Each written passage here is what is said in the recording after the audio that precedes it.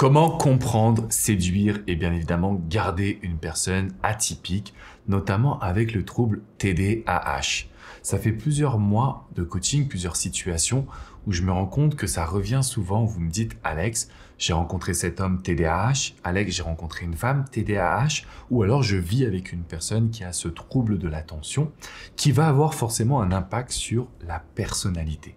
Et je me suis dit qu'il était très intéressant de pouvoir faire une vidéo complète sur le sujet, de sorte bien évidemment à pouvoir vous accompagner, à mieux comprendre premièrement ces réactions, deuxièmement mieux comprendre également quelles sont les solutions. Bien évidemment, on a les techniques classiques, la communication c'est très important en amour, dans le couple, y compris avec une personne qui a le trouble TDAH, mais il y a d'autres outils que je voulais justement vous partager dans cette dynamique. D'ailleurs, quand on regarde justement l'avancée des neurosciences, l'avancée de la psychologie, on sait qu'on doit rentrer dans une compréhension des personnalités. Et je vous donne un exemple concret. Ce matin, je discutais avec une coachée qui est extraordinaire, qui s'appelle Genevia, et qui me dit, Alex, je suis en train de terminer le livre « Les hommes viennent de Mars, les femmes viennent de Vénus ». Et ce que je lui dis, en fait, c'est que c'est intéressant, mais je trouve ça trop réducteur. C'est-à-dire que, bien évidemment, on sait aujourd'hui que les hommes et les femmes sont différents, ça a été prouvé scientifiquement, on ne peut pas réfuter ça. Très bien. Mais ce que l'avancée des neurosciences et de la psychologie nous apporte aujourd'hui en 2025, c'est une meilleure compréhension des types de personnalités. Parce que quand on a un homme qui est TDAH, qui est évitant, qui est anxieux, qui est chaotique, qui est sensationnel, ça n'a rien à voir. Et pourtant, on parle bien d'un homme ou des hommes de manière générale. Et d'ailleurs, je pense que vous l'avez déjà vu dans votre quotidien. Vous pouvez même avoir deux enfants du même sexe et vous vous dites, mais ils sont complètement différents. Et par contre, en amour, non. En amour, on va considérer que tous les hommes sont pareils, toutes les femmes sont identiques, et donc en fait, même carrément que tous les êtres humains sont pareils, qu'il suffit de s'aimer. Bien évidemment, ça ne suffit pas, même si c'est un bon point, ça ne suffit pas parce que, encore une fois, c'est dans la compréhension des émotions, des différences, des perceptions et des comportements que l'on arrive à avoir la meilleure relation possible. Donc l'objectif et surtout la grande problématique que je vois chez mes coachés, c'est qu'ils viennent me voir et me disent « Mais Alex, en fait, mon partenaire ou la personne que j'aimerais séduire a un trouble quand même de l'attention, a des comportements parfois contradictoires, surtout des comportements incompréhensibles. » Et en fait, c'est là où on se dit « Ok, jusqu'à il y a quelques années, j'utilisais des techniques dites classiques qui ne fonctionnaient pas totalement quand la personne avait un trouble TDAH. » Donc si vous me dites « Alex, franchement, c'est exactement ça, mais je ne me rendais pas compte que ça avait autant d'importance, autant d'impact, s'il vous plaît. » Là, tout de suite, il faut vous rendre dans la description. Vous avez le lien du coaching privé.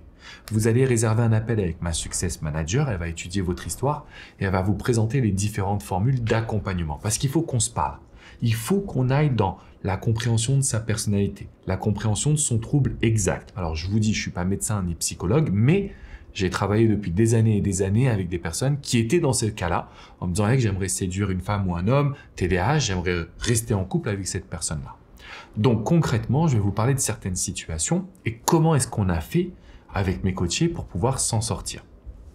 Donc l'idée, c'est comprendre, analyser, réagir. Premier point. Eh bien, c'est marrant, mais en fait, les personnes qui ont un trouble TDAH, donc un trouble de l'attention renforcé ou pas, ce sont des personnes qui vont prendre peu d'initiatives. Depuis le début de leur enfance, on leur a dit grosso modo soit qu'ils étaient bizarres, soit qu'ils étaient incapables, soit que ce qu'ils prenaient comme décision, c'était pas logique. Donc, il y a un manque d'initiative qui vous perturbe. Pourquoi est-ce que Idwell qui me dit mémé ne fait pas plus? Avec le trouble TDAH, c'est extrêmement compliqué.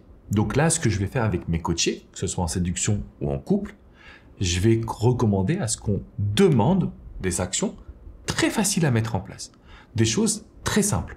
On va pas lui demander d'organiser les prochaines vacances. C'est trop compliqué. Par contre, ce qu'on peut lui demander, c'est est-ce que tu peux choisir le resto? J'ai envie de manger italien. On va essayer de faire en sorte de simplifier la situation. De sorte à ce que la personne puisse répondre à votre besoin sans qu'on lui mette trop de pression et qu'on lui fasse ressentir qu'il ou elle est nul à ne pas prendre d'initiative. Ça, c'est le premier point. Donc, retenez bien, on va diviser notre recherche. Si vous regardez mes vidéos habituellement, je vous dis « Ah non, non, non, on le laisse ou on la laisse organiser, quoi. » Là, c'est complètement différent parce qu'il y a le trouble TDAH qui vient rentrer en compte. Deuxième point, on parle des évitants, mais alors les TDAH, c'est pire. c'est-à-dire le renfermement personnel, quand ça va pas, quand il y a un conflit, il faut les laisser respirer. Il faut les laisser respirer. Et si on veut communiquer, ne jamais dire tu, ne jamais attaquer, ne jamais parler des solutions immédiatement, simplement évoquer la situation et la raison pour laquelle ça vous touche, la raison pour laquelle cette situation vous chagrine. Le fait de parler de vos émotions sans attaquer, ça va faire en sorte que la personne puisse se libérer. Et donc oui, vous allez avoir une meilleure relation. Troisième point, c'est pas facile à gérer pour vous, c'est l'impulsivité. Donc on a dans le trouble TDAH des personnes qui vont être extrêmement impulsives dans la colère, dans l'idée finalement aussi de réagir au quart de tour, etc. Donc là, ce qu'on veut justement, c'est lâcher prise. Si la personne est impulsive, on va simplement savoir que c'est pas dirigé contre nous personnellement. C'est-à-dire que une personne qui est impulsive, qui est un peu en colère, qui va pas bien, c'est parce que très souvent il y a un événement extérieur qui l'a touché, qui n'est pas forcément de votre faute. Et bien sûr, on a une blessure d'injustice à ce moment-là, mais le fait de lâcher prise, c'est de comprendre que c'est pas dirigé contre nous. Ça, c'est vraiment mon conseil.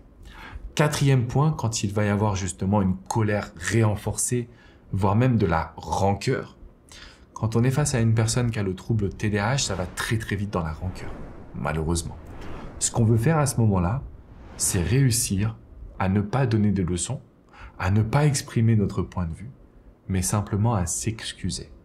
Par exemple, j'ai eu le cas d'une coachée il y a 2-3 semaines qui me dit « Alex, j'ai vraiment merdé, j'ai un peu critiqué sa mère. » Et du coup, ça a créé une rancœur pas possible. Il m'a dit « Ok, ciao ». Et là, je lui ai dit « Très bien, on va laisser passer un petit peu de temps et on va juste s'excuser. On va aller assumer notre erreur en disant que c'était une erreur de communication, que c'était malvenu et qu'on voulait simplement s'excuser. Ça suffit. Il n'y a pas besoin de plus. Pourquoi? Puisqu'une fois que les émotions vont redescendre, la personne va redevenir plus agréable et plus dans la communication. Le cinquième point, celui auquel vous faites face tout le temps, et c'est la raison de mon métier de coach, c'est quand vous êtes face à une personne qui est dans l'indécision permanente. C'est-à-dire qu'il ne sait pas vraiment ce qu'il veut, elle ne sait pas si elle veut être en couple, les sentiments, un jour c'est oui, un jour c'est non. On est dans une indécision permanente. Vous avez besoin de coaching. C'est là où justement, il faut qu'on ait étudié sa personnalité, ses envies, ses leviers émotionnels. Est-ce qu'on n'est pas trop deuxième maman ou deuxième papa? Est-ce qu'on n'est pas trop acquis? Est-ce qu'on n'est pas trop disponible? Tout ça, c'est des questions où là, il faut qu'on se parle vraiment. Donc, je vous invite à cliquer dans la description. Vous avez un lien pour réserver un appel avec ma Success Manager. Elle va vous présenter justement les formules pour que je sois à vos côtés. Alors, c'est vrai qu'une relation avec une personne qui a le trouble TDAH, on a l'impression que c'est les montagnes russes. On a l'impression qu'en l'espace d'une année, on va vivre 15 ans de relation parce que ça va vite, ça part dans tous les sens, il y a des émotions, il y a du drame, il y a du positif. Mais c'est aussi ce qui va faire en sorte que vous vous sentiez vivant. Donc quand on la prend du bon côté, généralement ça fonctionne bien. Avec un objectif de développer une communication sereine, d'être présent dans la relation, il ne faut pas non plus qu'on s'efface parce que ça va jouer contre nous. Et bien évidemment de créer une relation qui va être, notamment une séduction, qui va être agréable et stable. On n'est plus dans le grandiose, on n'est pas dans le rapport de force, on n'est pas dans le push and pull, rien de tout ça. On est au contraire dans quelque chose de beaucoup plus lent, stable et positif. Ce que je vous invite à faire, c'est mettre un maximum de likes, bien évidemment vous abonner à la chaîne YouTube. Si vous êtes dans une situation avec un homme ou une femme qui a le trouble TDAH, s'il vous plaît, mettez-moi un petit commentaire, parlez-moi de votre histoire, parce que je vais faire plus de contenu, parce qu'on n'en parle pas. J'avais rarement vu de vidéo, j'en ai quasiment pas vu en francophonie d'ailleurs, sur ce sujet-là, et je me suis dit, mais en fait, c'est vrai que c'est différent. Ça va à l'encontre de mes vidéos classiques, alors autant vous en faire une spécifiquement à vous. Encore une fois, si ça vous parle, mettez bien un petit commentaire, je me ferai un grand plaisir de pouvoir vous accompagner. D'ici là, je vous fais une bise les amis, on clique dans la description, permettez-moi d'être votre coach, de vous soutenir et de vous montrer qu'on va réussir ensemble. À très bientôt. Ciao, ciao!